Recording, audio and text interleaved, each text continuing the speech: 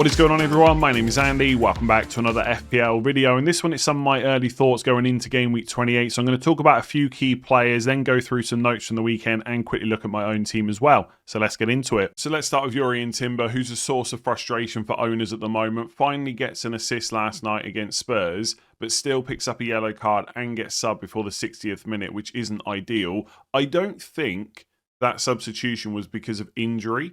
Possibly, fatigue. He has played a lot of minutes this season, but I think it was more because he was on a yellow card and because of the way he was playing. They were a little bit worried that he might get another one. I think there was an incident not long before he got subbed off where he kind of pulled a player back on the halfway line. Somewhere around there. I can't quite remember exactly where it was. So maybe they were concerned he might pick up the second yellow. And to be fair, Mosquera came on and played really well. Do I think that's a problem moving forward? Not really. I'd be very surprised if Timber doesn't start against Chelsea. So if you're obviously no one's buying him right now, that's fair enough. If you're an owner, is it time to get rid? I think that depends what you're doing with him. So if you want to do Timber to Van Dijk, absolutely get that. Liverpool's fixtures are good. Liverpool also have a fixture in Game Week 31. That seems like a reasonable move, Timber to Van Dijk. If you need the money for an upgrade somewhere else, I also don't mind that. So let's say that we find out that Wirtz is fit, and you want to do Enzo Fernandez to Wirtz, and you need some money, Timber down to Joachim Andersen or Hill from Bournemouth, someone like that, looks like a pretty good move. So if you need to free up money, if you're moving to Van Dijk, I quite like it. Otherwise, I think you can just hold him. I know Arsenal have conceded 3 games in a row, but they are still the best defence in the league. Nothing changes that. There's no one out there better than them. Could they, at home to Chelsea, get a clean sheet like they did not that long ago in the Cup? Of course they could. Then it's Brighton away, Everton at home. We know this guy can get you attacking returns as well. He finally showed that last night. Although it was mostly because of a great finish from Gyökeres, but still, he got the assist. And there's a chance for 1 to 2 clean sheets over the next 3. So yes, by 31, you might want to deal with him, but I still don't think there's a rush unless you don't have Van Dijk or if you need the money. And by the way, I know I've put him at 16.4 million. I've got a weird problem with my internet this morning. I cannot change. It sounds so stupid. I can't change the price without changing the font. And it looks really weird. So I thought it was better to leave it at 16.4 million. So I know there's already going to be loads of comments out there. Yes, I got the wrong price. Yes, I still think it's okay to keep Timber if you want to. So while we're on defenders, let's quickly talk about Virgil van Dijk and Nico O'Reilly. Van Dijk in particular is just looking like a really good pick no matter what your strategy is. It's West Ham at home this week, followed by Wolves away, Spurs at home. So the next 3 look good. He's got a fixture in Game Week 31, which is Brighton away. So if you're not looking to use a chip that week, although it's not the best fixture on paper, you've got the 3 good ones before it, and then it's just a bonus that he plays Brighton away in 31. And then if you're running through, because maybe you've already used your wild card, it's Fulham at home in 32 and Everton away in 33. And if Liverpool get to an FA Cup semi-final, there is a chance that Liverpool would double in Game Week 33 as well. So all round, I can't see too many reasons not to buy Van Dijk. He's just an excellent pick. I know he's got 2 double-digit hauls in a row, so 29 points over the last 2 game weeks. Right? Obviously, that's not going to continue. He may go the rest of the season without another double-digit haul, but he's got a lot of routes to points. He's one of the best premiums for defensive contributions. He's at 9.22 per start so far on average this season. He's got the goal threat, and he's playing for a really good defence as well. Like one of the best defences in terms of expected goals conceded so far this season. I know at times there's been a lot of mistakes. They have conceded goals, but I still rate Liverpool pretty highly. With Nico O'Reilly, at the moment, he's playing in this midfield role, like a number 8, getting forward, few goals over the last couple of game weeks. So obviously he's really popular. But as always, broken record alert, you've got that blank in Game Week 31. Does that mean you have to ignore every player that's not playing that week? Absolutely not. But you need to make sure you can manage that week. And for a lot of people, they're probably not already in a position where they've got 11 players in 31. And if you're not using a chip that week, is bringing in another player that's going to blank ideal? Like, he has to be so much better than all the other options. And look, you could argue he is. If he's going to continue playing in this role, then maybe he is just great to bring in and use another transfer to get rid of him. But it is Chelsea away in 32. It is Arsenal at home in 33. So it's blank Chelsea away, Arsenal at home. It's not great. Now, Man City might double in 33. There is a chance that happens. so you wouldn't mind that so much. But then you've also got to hope that O'Reilly keeps his position and the minutes all the way up until that game week. So I would probably just ignore him for now, but that's kind of my cautious approach, that I'd be a little bit worried at some point that that role just changes, and the fact that I want to manage game week 31 with limited transfers, and bringing O'Reilly in just doesn't help. So for the next 3 weeks, absolutely, you could argue he's one of the best defenders, but I still prefer to bring Van Dijk in over him. Obviously, if you've got Van Dijk, then by all means go for O'Reilly if you've got the transfers to deal with it. But for most of us, I think it's probably a case of just hope the returns die down and that he stops scoring a goal every game, which seems like the likely thing that will happen. So let's talk about Florian Wirtz next. I know a lot of people are concerned about the fact that he missed the game against Forest yesterday. So for anyone that didn't see, he was in the lineup and then he pulled out during the warm-up, similar to what Saka did with Arsenal not too long ago. So not ideal if you went there early, but there is a chance he'll be back for West Ham at home in game week 28. So if you're looking to buy him, I don't think it's completely off the table just yet, but you'll have to wait until Friday for the latest press conference information. And if you're an owner, you're going to have to just relax until Friday. There's not really too much you can do. I know everybody wants to know right now, will Wirtz play? The reality is nobody knows. Now, this is what Arne Slot said after the game, which I think is quite positive, by the way. And I can't bring it up on screen because, again, those internet issues, but I'm going to read it off my phone. So he said, "We don't think it is very serious, but he felt his back too much during the warm-up to start. He wasn't able to be 100% or even close to 100%. I think after being in this league for 6, 7 or 8 months, he now understands no matter how good you are on the ball, you need to be 100% at this level. So we decided not to play him. We hope and expect he will be back. We hope and expect he will be able to be with us again next week, but you never know how these things work out." I think overall that's quite positive. Saying we hope and expect he'll be back for West Ham at home, that is a good thing. But until he's assessed, until they see how he reacts in training, we're just not going to know. So if you're looking to bring him in, you'll just have to chill out for a little bit and not move early. The only thing I will say, game week 29 is a midweek game week. So the next deadline is Friday, and obviously you've got the normal weekend games. Then you've got Tuesday, Wednesday, Thursday games again. And for Liverpool, they play Saturday, and then they play Tuesday. So it's a really quick turnaround. So the thought has already crossed my mind that even if Slot says he's okay for West Ham, do I risk it? What if it flares up again, then 3 days later they got to play again? There is slight risk there, I think, now, even if Slot says he's okay. Now, I'm not trying to scaremonger anyone, right? If he's fit and available for West Ham at home, there's every chance he just plays 28 and 29. But if you're going to be ultra cautious, maybe you avoid him now. For anyone that's got him, if Slot says on Friday he's available, you just keep. That's fairly simple, right? It's West Ham at home. It's a really good fixture. And I may well still bring him in if he's positive. It's just that slight doubt because of the quick turnaround. So Slot was positive after the game. That's all we've got for now. I mean, he is a Liverpool player, so there is a chance a journalist will come out midweek and give us more information, so you can keep an eye out for that. But ultimately, there's nothing you can do now. I know we all want to be making changes and decisions with our team during the week. Just relax till Friday, see what happens. So what should people do with their Chelsea attackers, specifically Enzo Fernandez, Cole Palmer and João Pedro? This is what the next 6 fixtures look like. Arsenal away, Villa away, Newcastle at home, Everton away, Man City at home, then Man United at home. Now, Chelsea could get through to an FA Cup semi-final. If they did, they might double in 33. Then it wouldn't feel so bad playing against Man United. But ultimately, 5 of the next 6 game weeks are against teams competing for Champions League places. 3 of the next 4 are away, and the next 2 are against Arsenal and Villa. It just looks rough overall. So we'll talk about these players individually in just a second, but as a very quick summary, this is a pretty good week to be selling your Chelsea players, I would say. Now, with João Pedro, he's obviously been in great form recently, can't stop scoring, can't stop getting assists as well. In some ways, and I said this on the FPL show last week, I feel like that's an even better reason to sell him. Because ultimately, the fixtures are rough now. And so the returns generally will go down, right? That's the most likely thing to happen, that João Pedro's scoring rate dips rather than goes up. But because he's been doing so well, people will want to keep hold of him. So there's an opportunity to go against his high ownership. And I think if you haven't got someone like Thiago, João Pedro to Thiago just feels like such an obvious move. I also don't mind João Pedro to Ekitike either. I know Ekitike is starting to frustrate people because he's getting the chances and not converting, but the fixtures are really good for Liverpool, as we've discussed with Van Dijk and Wirtz. So João Pedro to Thiago or to Ekitike, I feel like that's a really good move if you've got a spare transfer.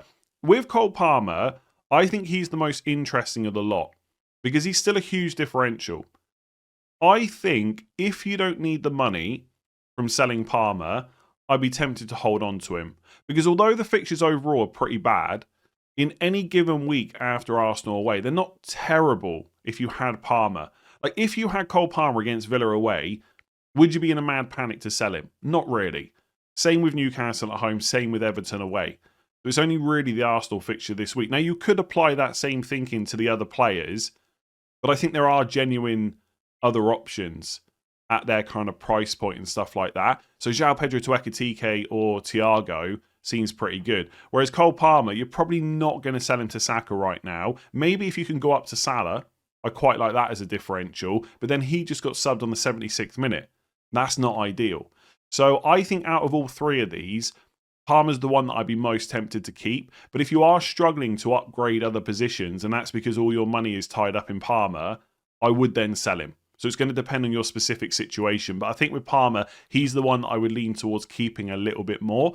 Enzo Fernandez has been pretty bad the last 3 game weeks, like blanked every single time. In the previous 2 weeks, so game week 25 and 26, he did do really well in terms of expected goal involvement. Maybe was a bit unlucky to not get a return. So I don't think he's a complete dud pick. I know everyone else thinks that. I'm not quite there.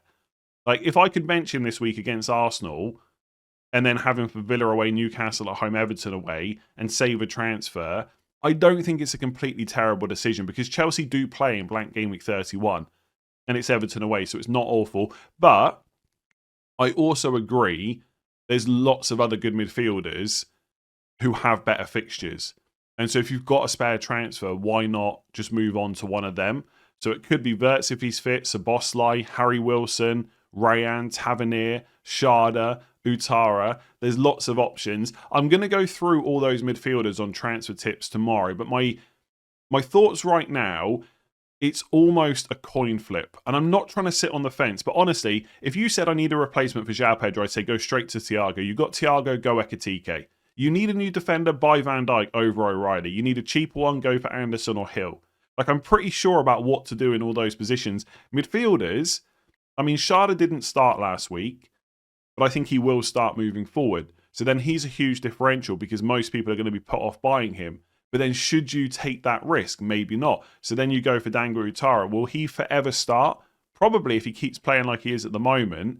But I'm a little bit concerned about Keith Andrews might mix things up. I don't think he will. I think once Sharda and Utara are in and playing from the start, that will just continue until one of them picks up an injury.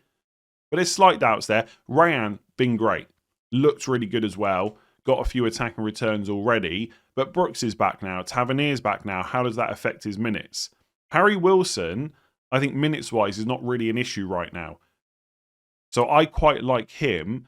But also it feels bad to not buy a midfielder about to play Burnley away, which is the Brentford fixtures. And then you've got Szoboszlai, who does often play right back, but that might not continue if Frimpong and Gomez can stay fit. And then he'd be back in midfield. The fixtures are good. He's on set pieces. He's a solid pick that always plays 90. And then part of me thinks, I don't want to get a transfer wrong right now. I want to make sure that whoever I bring in definitely plays in game week 31. As long as he's fit, you know Szoboszlai is playing. He never, ever misses out. So I'm going to try and get a few more concise thoughts together for tomorrow's video. But I do think you can pick pretty much any of those midfielders I've mentioned, and they're a good pick. Obviously, one of them or two of them will be miles better than the rest. And I think Tavernier, there is a slight risk there because he's only just back from injury. You've got the quick turnaround between 28, 29. That will probably put me off. But ultimately, there's a lot of good midfield picks, and I don't think you can go wrong. So João Pedro, I would sell if you've got a transfer. You don't have Thiago in particular, and maybe if you don't have Ekitike. Cole Palmer, you could maybe keep if you wanted to. And I don't think Enzo is completely terrible. I also don't think João Pedro is completely terrible for what it's worth, just to get that out there. But I think selling him before Arsenal away just seems quite good. especially if you're really keen on one of those midfielders. Like if you're looking at those 5-6 options I've just mentioned, thinking that guy's great, then go and buy them because they've got better fixtures. So just to go through some other notes from the weekend, for Bournemouth, Senesi's now on 8 yellow cards, and as I've just mentioned, Tavernier was back off the bench in game week 27, so should get better minutes moving forward. He's only 5.3 million. He's on penalties when Kluivert's out. Potentially great value. I'm just not sure it's worth the risk. There is a chance, because of the amount of options they've got, that he's benched in game week 28. And obviously then you've got the quick turnaround to 29. So even if he started 28, would he definitely play 29 as well? I think there's a little bit of risk there. Now, if I had Tavernier, I'd probably keep him and play him this week because it's a good fixture and there's potentially a good score there with penalties, etc. But for anyone looking to buy him, I'd maybe lean elsewhere unless you're really struggling for cash. Senesi on 8 yellow cards, that would probably make him an avoid for me now. Because if he gets to 10, he'll miss 2 matches. And the threshold doesn't go up to 15 until after 32 matches. And obviously with blank game week 31, I know they're only playing Man United at home, so it's not a great fixture. But if you're struggling for players, you still want them to play, especially with defensive contributions. So for Senesi to play in 31, he's got to get through 28, 29 and 30 without picking up 2 more yellow cards. Now the chances are he will do that, but it's just not worth the risk. Not when you can get James Hill for a lot less money. Now, if I was talking about who's absolutely nailed on in that team, obviously it's Senesi, but Hill has now started like 9 or 10 games in a row and has been looking good. I just think he is worth the risk for that price, given the fact he's not on 8 yellow cards as well. So if you've got Senesi, no need to panic, right? You just wait and see what happens and then assess closer to game week 31, but I wouldn't buy him. With Palace, Lacroix did miss out in the end through injury. Glasner said that he's due back Thursday. So he could be available for game week 28. Thursday is when they play their second European playoff. So obviously we'll see if he's in the squad. Ultimately, it is Man United away, then Spurs away next 2 anyway. So if you're looking at Lacroix and you want to sell him, I think that's fine. It's Man United away, then Spurs away, then Leeds at home, which isn't so bad. I mean, you could argue Spurs away is not that bad either. And then a blank in 31. So if you can bench Lacroix and keep him for game week 30, that's fine. But I also think he's pretty sellable at this point, especially if he misses out Thursday in the end and he's a doubt for the weekend. For Forest, Elliot Anderson was subbed off after 76 minutes. We've not seen that very often. Most of the time he plays 90. And that's a problem when you've got a player who's mostly good for defensive contributions. Now, he still hit it, as he usually does, but you want them on the pitch to make sure they do it more often than not. So we need to keep an eye on that. I don't know if it was tactical, like he just needed a rest, he just wanted to change something, or if he picked up a knock or anything like that. I've not seen anything, so let's keep an eye on that. It's probably not a massive problem for most people, but he does have fixtures all the way through to 31.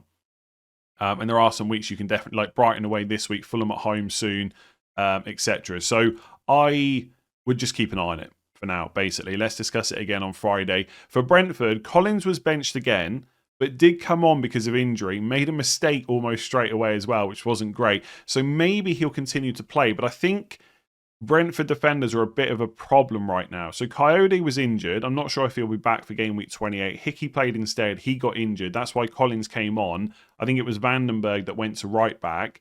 So if those injuries are still there at the weekend, I would expect Vandenberg, Collins and Ayer to play. But if they're not, let's say Coyote is back, then you've still got 3 centre-backs for those 2 positions. Now, right now, it seems pretty clear Collins is not first choice. And so going for Vandenberg or Ayer is probably fine. But will that continue? I just don't know if Brentford defenders are so good it's worth that headache. If I was going to buy one right now, it would be Ayer. I think he is like probably first choice, like at the top of the pecking order. I think it's him, then Vandenberg, then Collins. There's still part of me that just thinks Collins surely is not going to keep missing out forever. But then he makes that mistake and then you just don't know. My preference would probably be to avoid Brentford defence. The fixtures are really good though. It's a tricky one. If you want to risk it, I get it. But I think Joachim Andersen or James Hill might be a little bit more tempting for me. And Joachim Andersen has got Burnley at home in 31 as well. So really good fixture. Dango Utara started. Sharda was benched. Sharda did come on pretty soon or like pretty early in that match. So I think they'll both start moving forward. And they're probably both okay to go for. If I had to pick one right now, it would have to be Dango because he started the last game and Sharda didn't. But I'm pretty sure Sharda will start moving forward. Either way, both of these players at differentials. When I looked last night at midfielder transfers in, Dango is in the top 10, but he's not that high up. Like, people are going for Semenyo still, etc. I think Szoboszlai was right at the top, which I was a little bit surprised about. So either of them are differentials. I think if you need someone under 6 million to fund another move, or you just want a new midfielder this week, Dango is where I would go. But I think Sharda will start. So if you've got him already in your squad, just keep him for now. So I'm just going to run through some early thoughts for my own team going into game week 28. I've got 2 free transfers and 1.4 million in the bank. And I think my team looks kind of okay this week. And I know that shouldn't come as a surprise to me because it's my team and I'm the one managing it.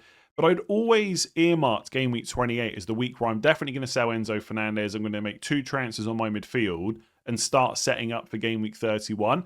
But actually, I don't know if I need to do that. So at the moment, I've got Munoz against Man United away on my bench, first bench, and then Enzo Fernandez second bench against Arsenal away. So although Enzo's not a great pick now, I don't have to play him this week. So I could reassess it next week. I would say the 3 weakest spots in my team are Joachim Andersen against Spurs at home. Although honestly, that is not a terrible fixture. Spurs are not great. Fulham defence is okay, and he's great for defensive contributions. So if I had to play him, not a big concern. And then the other 2 weak spots are probably Declan Rice and Elliot Anderson. So Rice has got Chelsea at home, Anderson's got Brighton away. But even they are not terrible picks. I think the reason that I see them as weak points is because there are a lot of good midfielders, really good fixtures right now. And I've got 2 free transfers. So it feels bad to play Rice and Anderson when I could change that. But again, they're not terrible. And the rest of the team, I think, looks pretty good. So Raya and Gabriel, I've got no concerns about Arsenal defence whatsoever. I'm definitely playing Raya ahead of Dubravka. I don't think that's even a debate, really. And Gabriel is one of the best defenders in the game still. So that's fairly straightforward. I've got Van Dijk already. Everyone's trying to bring him in now. Senesi against Sunderland at home looks good. Fernandez and Burmo double up against Palace at home is great, unless one of them picks up an injury tonight. Hopefully that doesn't happen. Thiago, people looking to bring him in, Burnley away, and Haaland's got Leeds away. So it's only really Anderson, Rice, and Anderson. I could roll. It's one of those weird weeks where I'm trying to be cautious at the moment because of game week 31. So I could roll. I could just use 1 transfer. So if Wirtz is fit, for example, I could do Rice to Wirtz. So I get rid of a player that's blanking in game week 31. I get a good attacker from a team with good fixtures. Or I could do Enzo Fernandez to Dango Utara. Or Sharda, one of those 2, and then probably just bench Joachim Andersen or Elliot Anderson. So that's just using 1 transfer. Just keep Rice for a few more weeks. And it's not that I think Rice is a great pick, right? And obviously he blanks in 31, so at some point he's got to go. But it doesn't all have to be done right now. And I think you'll know now if you've been following the videos for a little while, I am being quite cautious about 31. I don't want to mess it up. Last season, and this is always in the back of my mind, I knew that we'd need lots of transfers for blanks and doubles, and I got a bit greedy with my moves, and I ended up having to take a hit in the blank. And I didn't want to do that, and I really don't want to do it this season. And ideally, I want to roll some transfers through my wild card. So I want to make sure every move counts. So that's the kind of plan. Also, I could move Elliot Anderson. Like, this is another interesting point. Enzo Fernandez is pretty bad. Is he worse than Elliot Anderson? I've got 1.4. I could do Elliot Anderson, do Dango Utara or Tavernier if I wanted to take the risk and keep Enzo. So I think I will keep Elliot Anderson. I don't think I will sell him. So either I roll or I do Rice to Wirtz, Enzo to Utara, or I just do one of those moves. I think if I'm only going to make 1 move, it surely doesn't make sense to sell Enzo instead of Rice. That's what I was trying to say earlier. I don't think Enzo's a particularly great pick. I just think he's fine. But he's not worse than Declan Rice, who doesn't have a fixture in game week 31. So if I'm only making 1 move and I can put Enzo second bench, surely it makes more sense to sell Rice. You know what I mean? And then I come back to it and think Rice is kind of okay. Maybe I just roll. Honestly, I kept thinking I was going to use 2 free transfers this week. I might roll. And I know it feels bad to, like, if I buy Utara or Sharda next week, that feels bad because I missed the Burnley fixture. I don't know if I mind that as long as I get it right for game week 31. So we'll see. I think the team looks pretty good. I'll leave it there. Make sure to give it a like and hit that subscribe button if you haven't done so already. On our way to 500k, less than 10k subscribers needed now. And I'll be back tomorrow with transfer tips, where hopefully my internet is working properly and anything I need to put on screen or change the freaking price of a player can be done a bit easier. I could have waited till the internet came back and then fixed it, but I wanted to make sure I could get this video out as soon as possible. So sorry that Timber's 16.4 million. That kind of stuff will be rectified moving forward. Thanks for watching. Give it a like, hit that subscribe button. I'll catch you tomorrow.